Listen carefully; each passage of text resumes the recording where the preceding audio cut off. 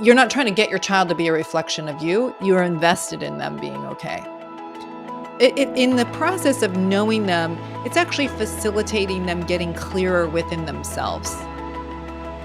In this episode with Dr. Jennifer Finlayson-Fife, we are talking about all things midlife and beyond, talking about how unique this time of life is for women and how under-discussed it is. I think a lot of women are really not prepared for the changes that kind of pile on you all at once from this mid-40s, 50s, and beyond.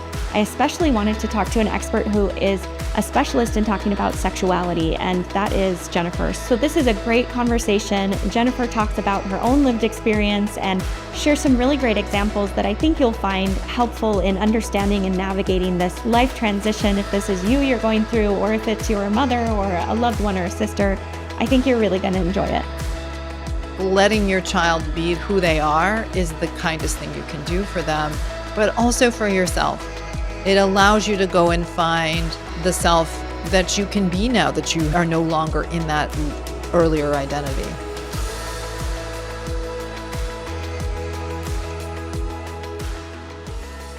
Dr. Jennifer, thank you so much for being here. Yeah, my pleasure. Dr. Jennifer Finlayson-Fife is an LDS relationship coach and sexuality coach with a PhD in counseling psychology. Her teaching and coaching focus on helping individuals and couples create greater connection and passion in their emotional and sexual relationships.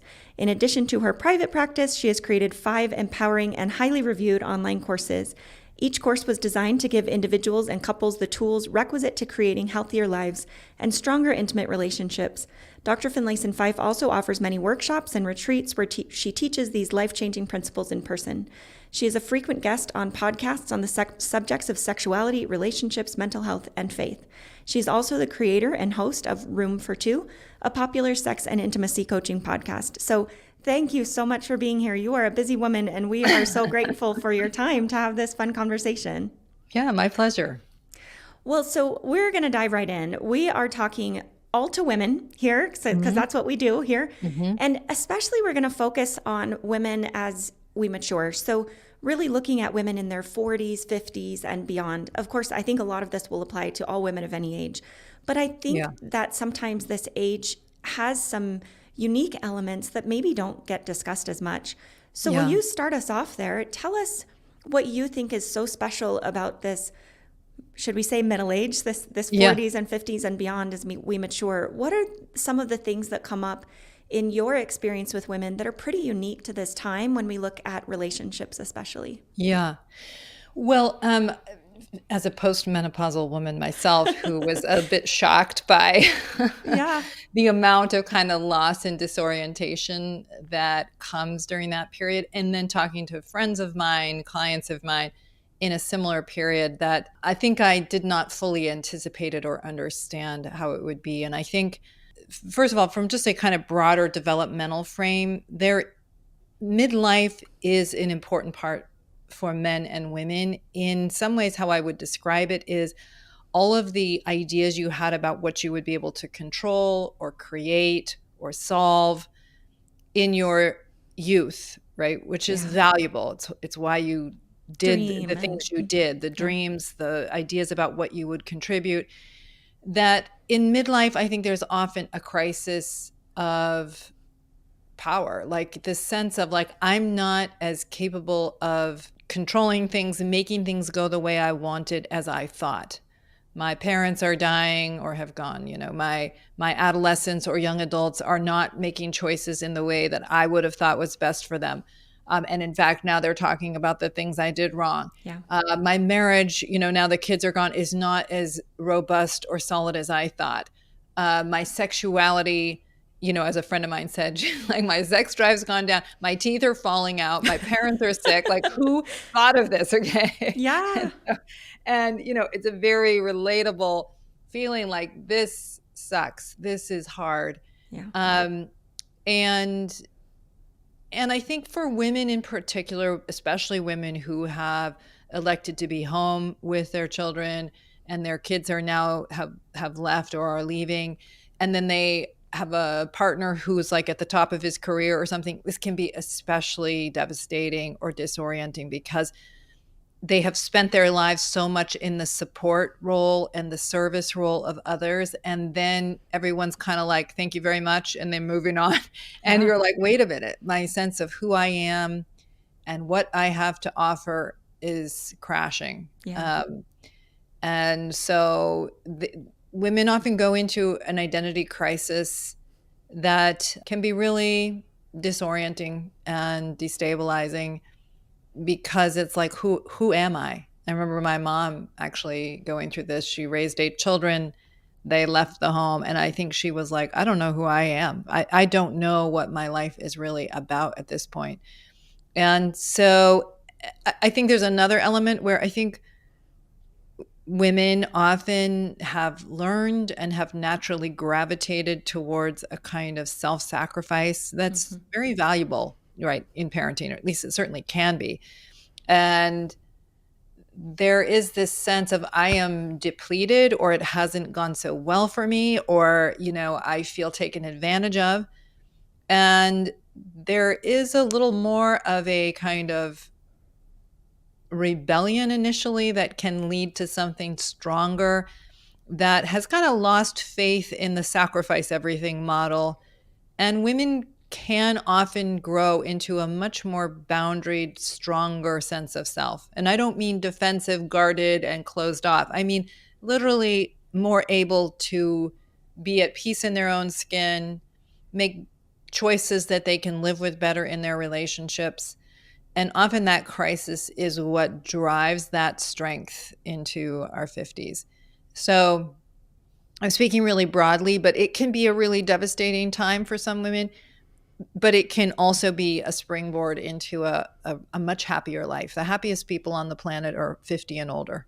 So, well, I think you said that all so well. And it's definitely something that I have seen in my practice as people come and say, hey, can you fix my hormones? And as we start talking, it is the hormones and it is the physical destabilization. Sure. But man, it's more than that. And there is this intricate connection between the physical changes that affect the psyche and the psychological changes, but there's also the relational and interconnectedness of the psyche and the psychosomatic changes that then affect the body. And so really trying to deal with both of those. I also hope that listeners feel heard and feel seen in this. The idea of midlife crisis, I don't think is necessarily something that a lot of women relate to and feel like, I'm having a midlife crisis. So I just feel like it's the wrong label. Yeah. But the idea of having everything you just described kind of exploding or imploding in our lives feels very scary. It feels very out of control. It feels like, well, what even is the point of all of it? Or who am I and what am I supposed to be doing? What do I do from here? Yeah, absolutely. Yeah, the stereotype of a midlife crisis, we often think of a man getting a sports car and a girlfriend or something, and we kind of have that in our minds. But yes, this sort of reorientation of life that I think men and women can both go through in their own ways. Yeah. Well, we're going to talk first about sort of the interpersonal work, the self-discovery, and then a little bit about relationship. And then we're going to move into sexuality, because I do think that is a really big role that not a lot of people know how to counsel about. So I want to take advantage of your expertise and really diving into that. But let's first talk about the individual and then the relationship. So what does the individual, how do we get ready for this? How do we prepare for this? What can we do to ease this transition when everything feels like it's probably out of control, is what feels like the biggest issue, whether it's parenting adolescents, taking care of aging parents, having a relationship, figuring out our career or lack thereof, or repurposing.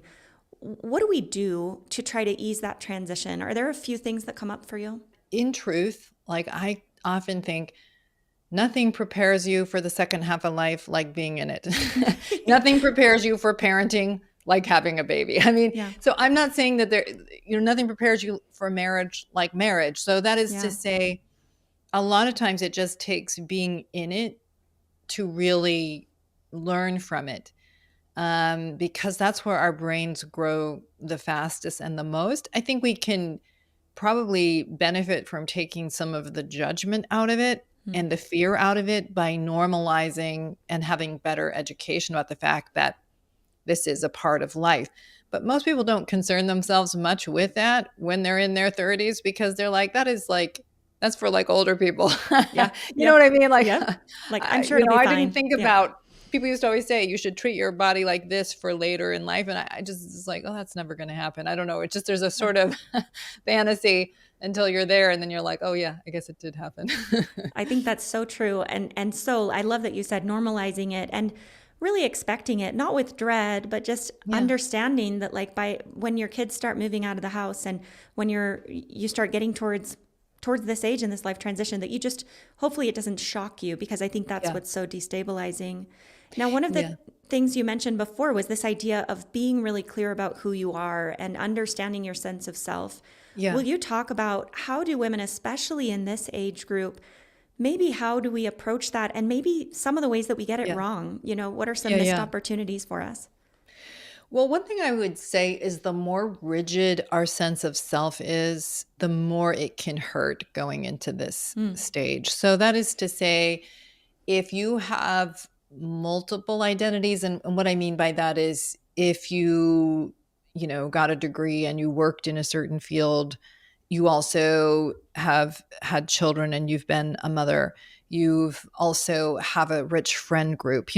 If you have a lot of ways of relating to who you are, I think that's a buffer in this stage, because when people can have a much harder time is when, I have no identity outside of being a mother, and now my children are all gone.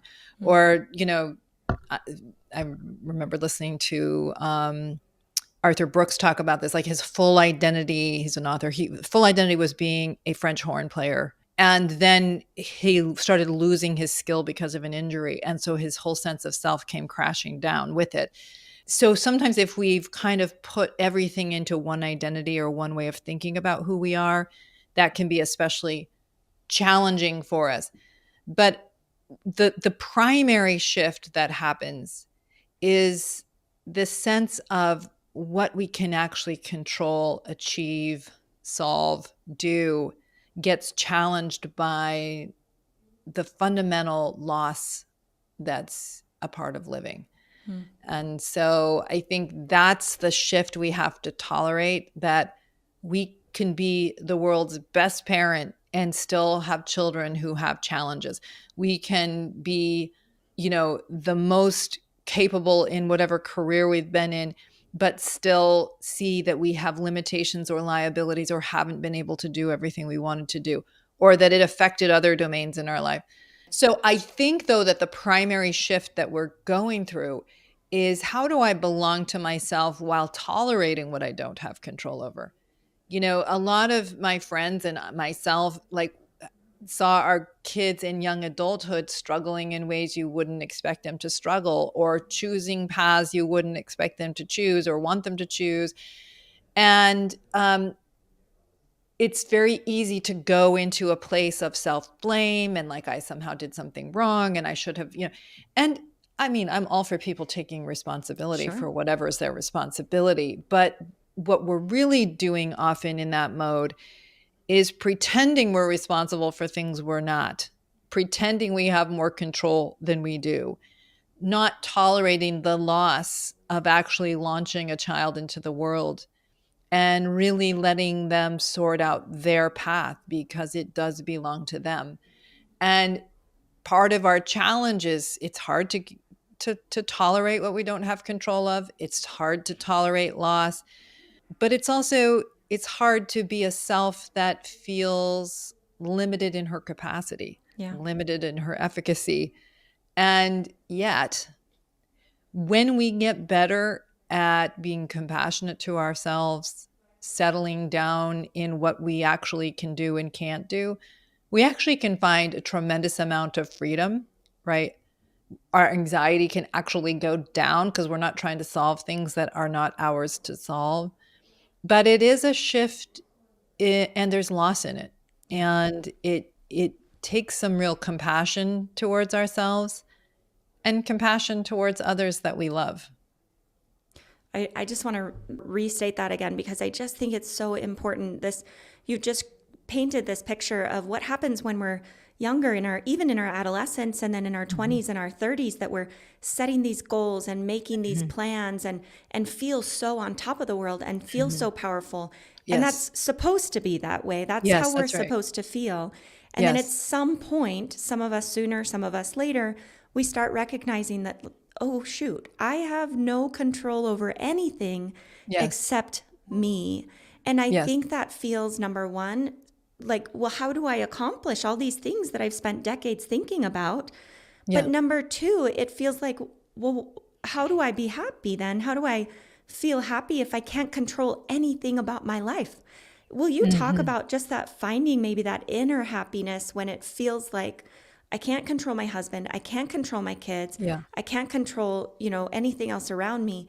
What does that, because it's a balance, right? It's a balance of letting go and what you called grieving and mourning that loss of control. But with that, there's a blossoming, right? There's something that happens internally. Will you talk to that a little bit? Yeah. So I think, the downside, of course, is saying, my child may struggle and there may not be much I can do about it. And that's hard. We just love the idea that we can solve everything, or that if we try, and we should. will. Yeah. And that we should, and that it's a reflection on us if they don't. And, we're taking on, and I say people's anxiety always goes up whenever they're trying to control something they can't control. Yes. That sense of panic and vigilance and so on. But then while there's a loss, let's just stick with the child example of saying, like, it's not mine to control. And I don't mean in like a resigned, resentful way, like, well, screw it, good luck out there. I don't mean like that. But like, it actually frees you up to love better. Yeah. It frees you up to say, well, it is your path, but because I can let go of the idea that it's mine to solve, I can actually love you, care about you, understand you, because I don't have to deal with the sense that I am the problem or I have something I need to do. Mm-hmm. And so there's a greater ease in it. There's a greater freedom in it. It's like I've done my job, and now what can I do that makes life, what do I actually have control over, and how can I make my life richer and better with a clear understanding of what is my responsibility and what is not. And so I think that when people make that transition, first of all, their adult children feel closer to their parents because they feel like I can be myself and I can be known to my parent, and she's going to be okay and I'm going to be okay. But also, like, they get clear about what is theirs to solve, rather than mom always popping in there trying to give advice, trying to micromanage it. And so it actually can be deeply liberating. Frankly, I recommend it highly. Will you give us, I totally agree. Will you give us just a little hands-on? Because what I see in my interactions with women is, I don't think there's a lot of women who necessarily push back against that. But I think there's a lot of women who are like, I don't know how to do that. Like, one of the common examples I see is parents whose kids go away to college or, move out or whatever, and then come home and there's been some values difference. Maybe it's a political thing, maybe it's a faith or religious thing, but maybe they come back with a partner and that was unexpected, or piercings, or, whatever it is, tattoos, or like whatever it is, there's been this sense of values difference. And I think the other example is when children are engaged in something, adult children are engaged in something that feels truly dangerous or life-altering. And the moms are saying, like, what do you want me to do? Like, not worry about that, not care about that? So give us the hands-on, like, what do we actually do? Good. So those are two different things. Like, if you think your child's actually doing something that's dangerous, if your adult child's doing something that's dangerous and or bad for them, we'll put that aside for a moment. Let's just go to the first one, where they're like engaging in behavior that is different than the way you taught them, different than what you think is wise or good. And you may even be completely right. Okay. Like, you've got, 30 years on your child, and you may well see things more clearly from life experience. But I think it really helps to, first of all, remind yourself that when you were 20, you were trying to sort out who you were. And needed to sort that out. And that's you your needed work. to do it. Exactly. It's 100% your work. And frankly, I think 30 years ago, we were in a better position societally because society tolerated that autonomy better. I think in this kind of I generation, as we've talked about it, there's a lot more of a sense of parents kind of hovering and being told that we ought to, and having fewer children, but then feeling like our sense of self is residing in these couple of children, where when you had 11 kids, you had no time for that. And so I think we've gotten progressively more fixated on our children and overly involved in a way. Now, I don't mean you don't care about them and you don't know them, but trying to like shape every choice they make is bad for them and it's bad for you. So I think it's like remembering, like, this is on them. They have to sort it out. And the more I hover and get involved, the more I'm going to push them into rebellious energy, which is not good for them. Even if they're rebelling against you, they're still in reaction to you rather than who am I and what can I really live with. So the big goal is knowing them and accepting them. Hey, tell me about your tattoo. Why, why'd you decide to do it? And I think it's pretty, or whatever it is. Yeah. They already know that you wouldn't do it. They already know that it's not your favorite thing or whatever, but like, look, it's not on me, it's on you. And if you want your kids to make the best judgments, it's much more likely that they'll do it in that setting of acceptance and understanding than in you trying to, leave articles around about why tattoos are bad for people or whatever. Yeah. Okay. So instead of focusing on what you're afraid the 20 steps down the road or what this means about their future, you're never going to be able to get a job because you have a tattoo on your neck, or whatever the thing may be. Instead of focusing on 10 steps ahead, you focus on, I'd love to get to know more about you. Good for you for saving your money and going and getting that, or thank you for sharing that with me. Thank you for showing me. And really making it about the relationship instead of about their future and their outcome. Exactly. And I think it can help to say, how would I relate to this person if they were my friend's child? Yeah. Okay. Because when it's Isn't our that easier child, sometimes? So much easier. Hey there, listeners. Just a quick break to tell you about something that could make a big difference in your life or the life of a woman you care about. Here at Uplift for Her, we specialize in integrative women's health, offering comprehensive support for every stage of life. Whether you're navigating menopause and need expert HRT advice, looking to shed those stubborn pounds, or seeking for help with your mental well-being, we've got you covered. We combine the best of traditional and functional medicine with personalized health coaching and dietitian support here at our Salt Lake City-based clinic. We ensure that your unique needs are met with the care and expertise you deserve. At Uplift for Her, we're here to help you feel your best inside and out. Ready to take the next step in your health journey? Visit us at upliftforher.com or give us a call today. We have services available for those of you living in the state of Utah and some services available for those of you outside of Utah. Now let's get back to the episode. My own son, when he was going through a difficult time, I would like constantly kind of be trying to give him the right answer, quote unquote. I would never have done that with an adolescent client. Totally I true. would have been like understanding, helping them think through it. But because it was my own child, I couldn't settle myself down enough to just listen and understand. So I think it really, I've often said that to myself, just imagine this is someone else's child. Yeah. Well, I'm going to be much more curious, much more validating. I'm not going to be bossing them or telling them what to do. So I think that's really helpful. And then similar to that is, rather than, my kids will often call me and they'll tell me something's going on. I'm telling you, my desire to be like, oh yeah, well, definitely do that. Don't do that. That desire doesn't go away. Oh my gosh. I'm like, people pay me for my answers. Like I have them. Okay.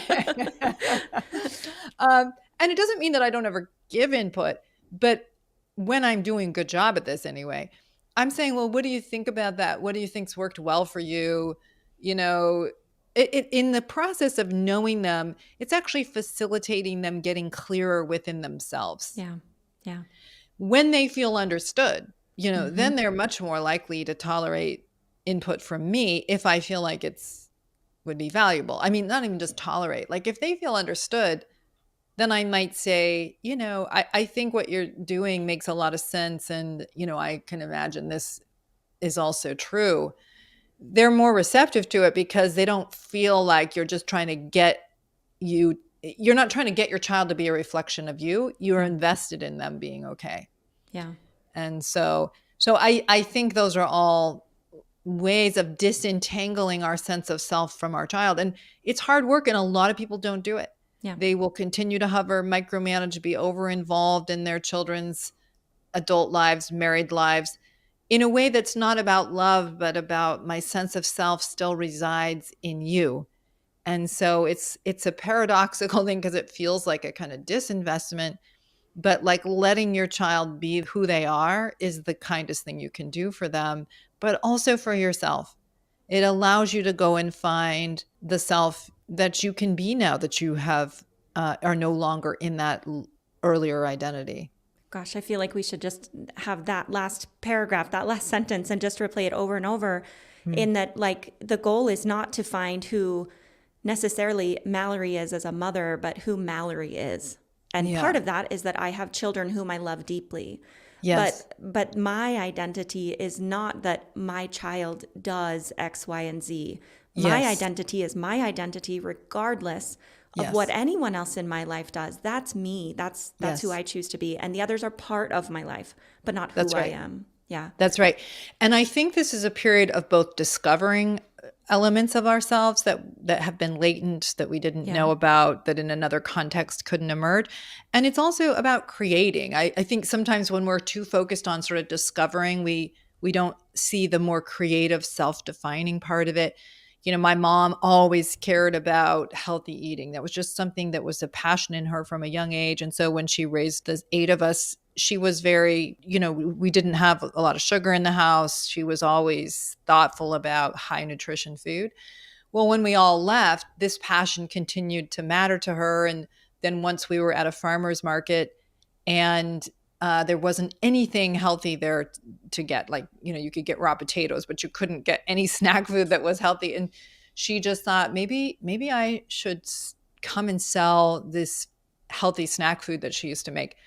And so, she was in her 70s at that point, but she went and started creating this product, putting it at farmers markets, putting it in grocery stores we're in New England. So anyway, it was like, this was about finding other dimensions of herself. Even later than that, she started dancing, so my mom was a good example of how to she certainly went through loss, disorientation, grief, self-doubt, but she also used it as a fertile ground for growing and expanding other aspects of herself and continuing to live. Her life was richer, but so was everyone in relationship to her richer for her continuing to develop other parts of who she is, who she was. I love that example so much. And the world needs more of us to live in that. The world needs more of us to be really beautifully developed individuals than it does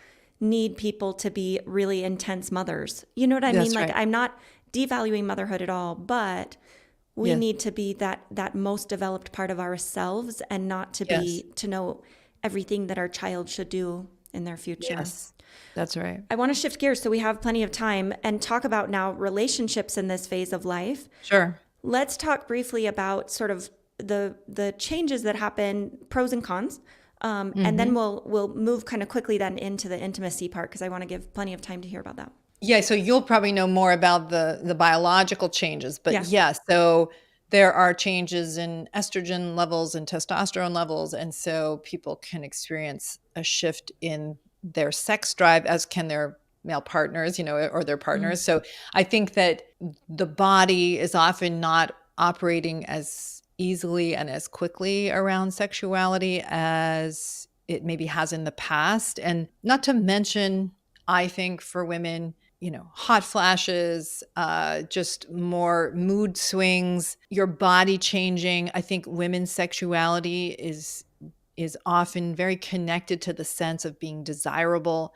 And we can have such rigid ideas about what that is culturally, that sense of like, I don't like how my body's changing. I don't feel attractive. So those kinds of shifts can definitely impact how we feel. And then when we see, our body not responding as it used to, we can have an emotional reaction to it that actually makes it worse. So I've told this story before, but like right as COVID hit, my son was going through a hard time. and I was hitting menopause. And so there was just like kind of loss and uncertainty everywhere. And I really, in some ways, I didn't necessarily know. I really feared that menopause was going to mean my sexual desire would necessarily go down. And so I remember like feeling like, oh my gosh, I just don't feel any arousal. I don't feel it in the way I felt it in the past. And oh my gosh, like, my brain was taking me to like, we're toast. We're not going to make it.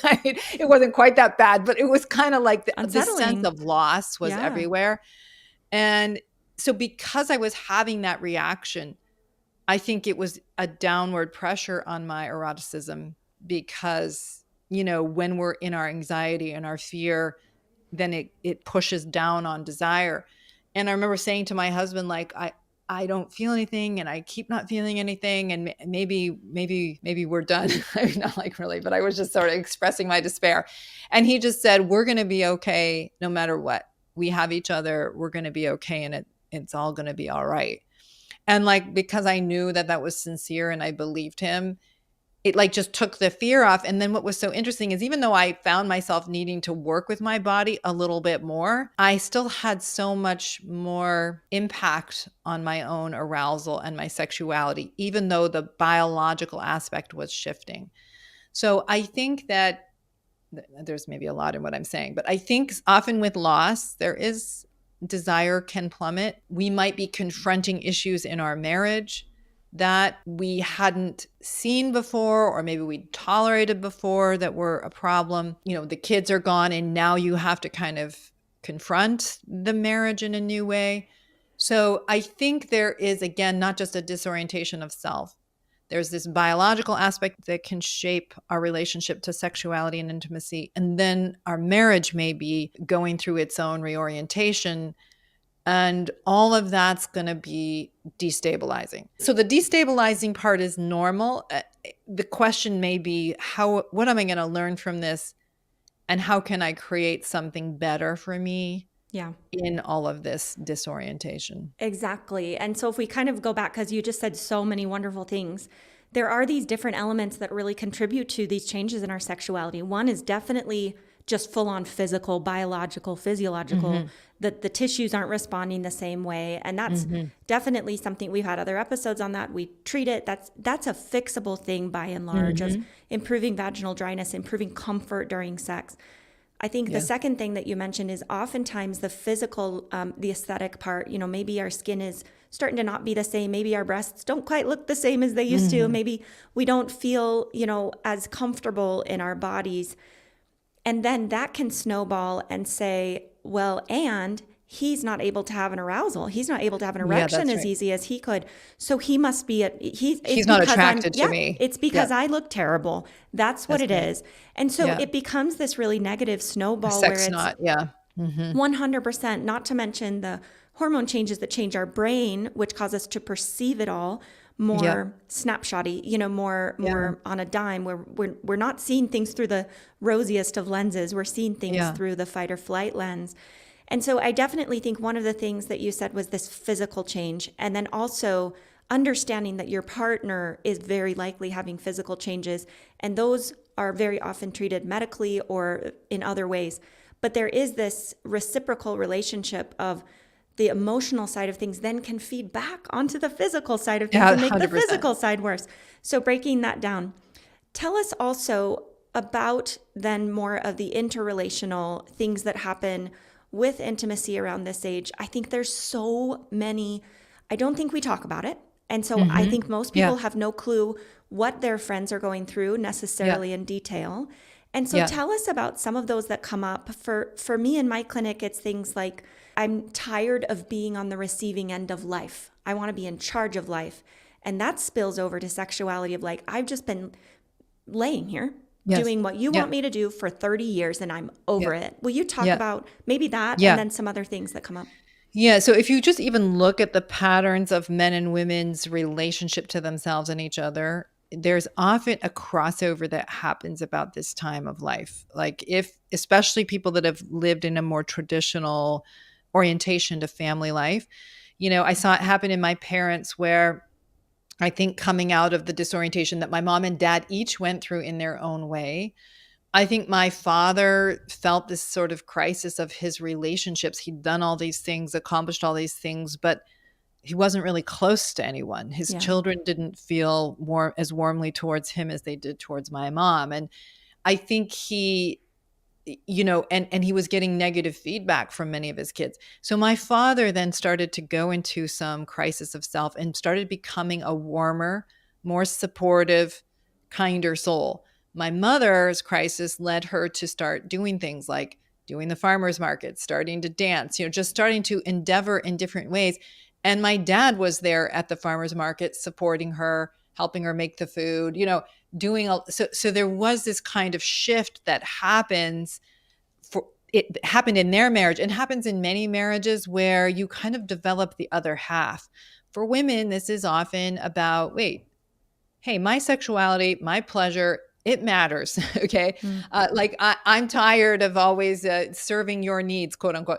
I mean, that never goes well, and that should get fixed at age 20 if possible. But nonetheless, a lot of times women are started to be like, you know what, I'm over this because I feel like I've given up so much, and it is time for me to take myself more seriously. And that can look like a negative thing to some people. It can be a very, very positive thing because a couple can actually become more intimate. Men who are maybe accustomed to like being the sexual machines or just that their bodies are going to do what they want, that's not there for them in the same way. And so what actually happens or can happen in later stage sex is just the marriage gets more intimate. Mm-hmm. First of all, couples often in this second half are renegotiating their relationship. They're dealing with feelings and ways of being that have not been working for them or that they need to have shift. And men become more capable of intimacy and women become more capable of intimacy. And what I mean by that is that it's one thing to just lie there and kind of, tolerate your husband's sexual needs. That's not intimate. Okay. Yeah. It's more like, here I am. This is what matters to me. This is what I want. That's more intimate. Men being more able to show the underbelly, more able to be in a body that doesn't always respond the way they want to. And so what couples that are having good sex in the second half of life are learning to do is to spend more time just with each other in their bodies, not demanding that it respond in the way that they want, not as in much reaction to their bodies if their bodies disappoint in some way, and yet more freedom to truly be themselves, less apology. That's the greatest thing that happens in your 50s, if not earlier, is less apology. Yeah. For being who you are, for being a human being, for being in a vulnerable body and a vulnerable reality, just to be alive. And being more able to just accept yourself and accept your partner. That's where the really good sex happens. So what advice do you have for people? Because I'm sure there are going to be people who are saying, I don't even care about sex. Like I have zero sex drive. And of course that's okay if someone decides that they don't care about sexuality as a part of their lives. But for someone who feels like, I feel like life would be better if I did have a sex drive. Obviously, we're working on that from a medical standpoint, but what advice do you have from your standpoint of what if I have no sex drive, but I'd like what you're describing, but I don't even know where to start? Yeah, well, the thing I teach a lot is something that Dr. Schnarch used to teach. I studied with Dr. Schnarch for about a decade, and he would talk about the fact that we want to belong to ourselves more than we want to be sexual. So being true to ourselves is the most important thing. And so when sometimes people are saying, I don't even want to deal with sex because sex has been so connected to losing themselves, right? Or they've never integrated it into their sense of self to begin with.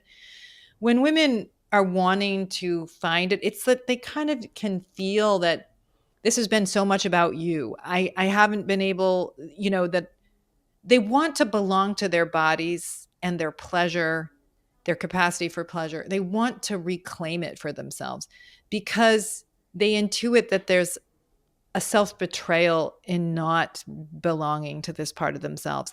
And I don't mean that they're having sex maybe in the way that they've been taught that they should. I don't mean that they're out producing sex in the way that maybe they've been told. They're just more at peace with their own capacity for pleasure. They're more at peace in their own skin. They're more accepting of their bodies, as flawed as all of our bodies may be. Like, they can just accept pleasure. They can surrender into it more. They can be given to without a feeling of guilt and apology. They can receive better. And so sometimes, well, for many women, I would say making peace with their sexuality is a form of really making peace with themselves and not living apologetically. So many women feel in their younger years the objectification of sexuality, that being desirable, that being what a man wants is something that they're supposed to offer. But it can be in a way that feels divided from their own sense of self. It's like a way of earning a self. And so the healing is about reclaiming this as a part of being who you are. Mm-hmm. Not to earn a self, but to more fully be yourself. And so that healing is the most important thing, whatever it looks like in terms of actual sexual behavior. We're way too focused sometimes on orgasm and even intercourse, rather than more deeply valuing the sensuality and sexuality of life. And there's so many ways to express and to enjoy that part of being human. So I think in some ways, the body not operating as easily as it did when you're younger kind of opens you up to and the deeper acceptance of ourselves and of each other can open us up to a richer exploration of all that. I love that so much. From a medical standpoint, often what we're encouraging in this situation is self-stimulation or self-exploration.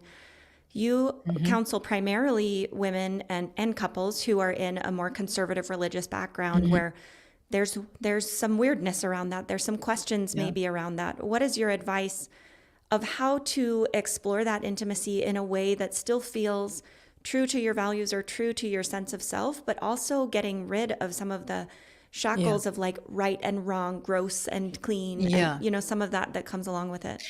Well, there's so much to say on that front. Let me see if I can do it quickly, because there's it's so many layers.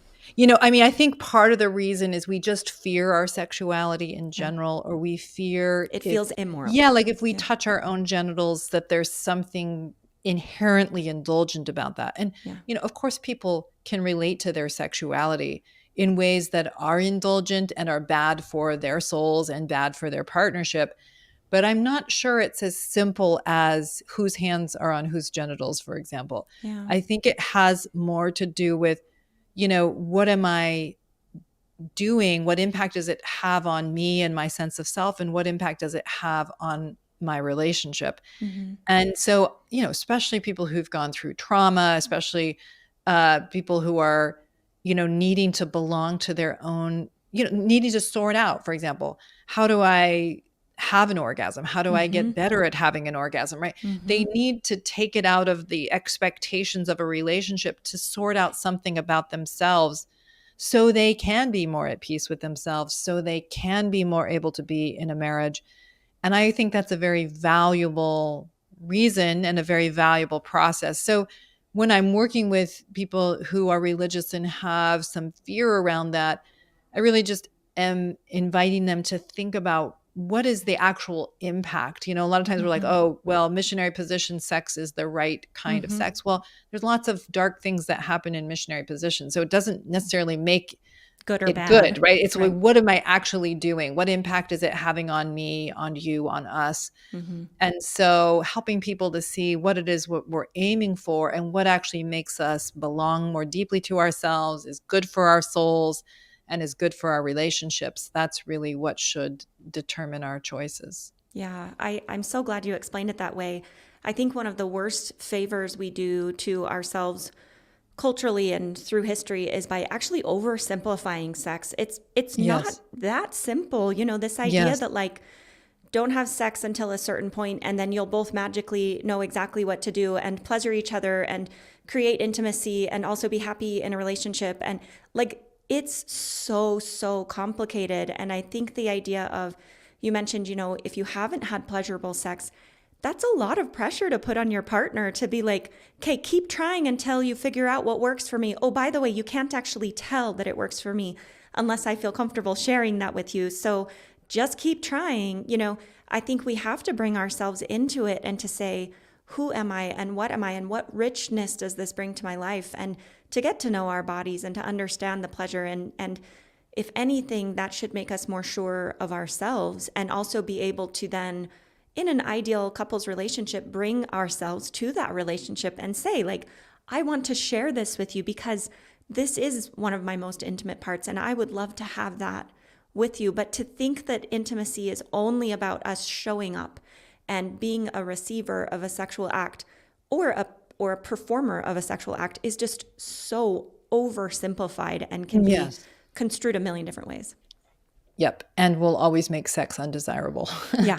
Right. Exactly. Because when we desire sex, we feel free to be ourselves there. Yeah. And that's just like the defining experience, that I feel free here and I can be my erotic self and I can share it with you. That's what we are ultimately going for. And that, if there's any goal, it should be that, not about a particular behavior or outcome.